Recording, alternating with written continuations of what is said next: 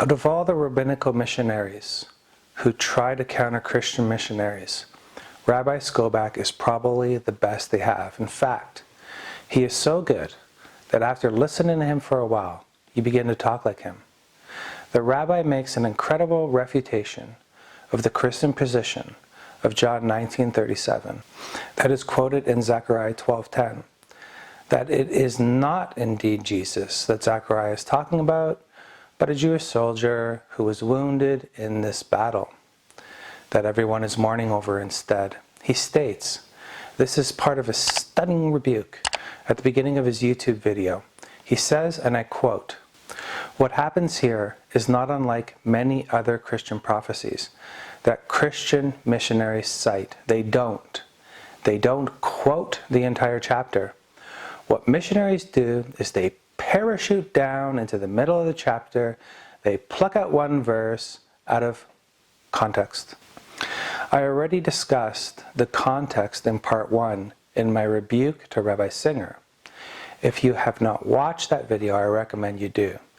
And since Rabbi Skobac implied in his argument a little bit stronger than Tovia about the context of this chapter not being 2,000 years ago, I had to make a part 2.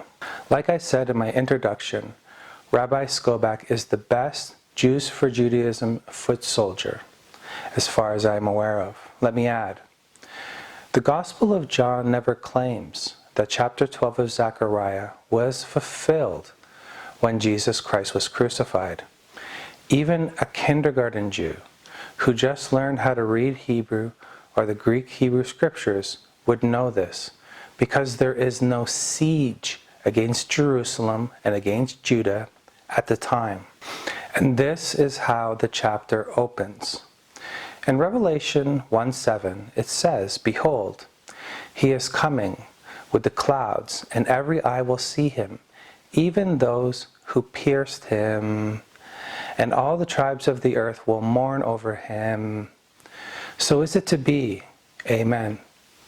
The piercing and the mourning theme quoted in John 19:37, with allusions to Zechariah 12:10, is also found here.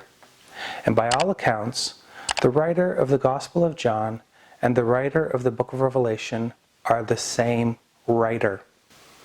So again, why does John the Revelator agree with Rabbi Skobac's context argument in Revelation about this being about the final battle before the Messiah returns? And in his Gospel, he claims that this verse was fulfilled when Jesus' side was pierced. Anytime, especially for the soldier who did this deed, they pierced him and they looked upon him, the verse is fulfilled. John never claims the chapter fulfilled. However, in his book of Revelation, the chapter is about to be fulfilled. When I repented of my sin and I looked on Christ who was pierced for me, Zechariah 12:10, Isaiah 53 are fulfilled, even though both of those stories are speaking of an event that I had not attended. Now about Skobac's dumb argument, about dumb Christians parachuting into verse 10, like they do with Isaiah 53 and Isaiah 7:14, and failing to grasp the fact that this wounded person was wounded in this battle and not on the cross of Calvary. So let's parachute into 2 verses before verse 10 to better interpret the verse in question. And although Rabbi Skobac also reads and gives commentary on these verses, we'll show very easily how he has a case of Jesus derangement syndrome. Is this a Jewish soldier wounded in this battle, like he claims? In that day, the Lord will defend the inhabitants of Jerusalem, and the one who is feeble among them in that day will be like David, and the house of David will be like God, like the angel of the Lord before them. And in that day I will set about to destroy all the nations that come against Jerusalem. Rabbi, in your version of Tanakh, was David ever wounded? I mean, if the most feeble will be like David, and you claim that this is a Jewish soldier, then don't you have to show a time when David was wounded to prove that you are not just parachuting into verse 10 like you accuse Christians of doing? Since it is also saying that the house of David will be like the angel of the Lord, does this version of Tanakh that you have also show that humans are stronger than angels so that we can wound them?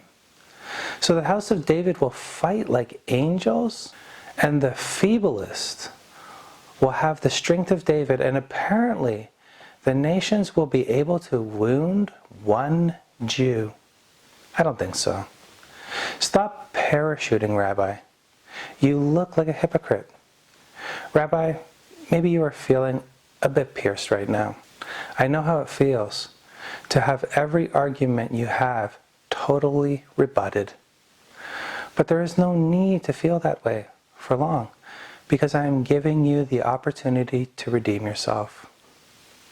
Let's have a debate so you can show me how wrong I am. Let me know when you are available.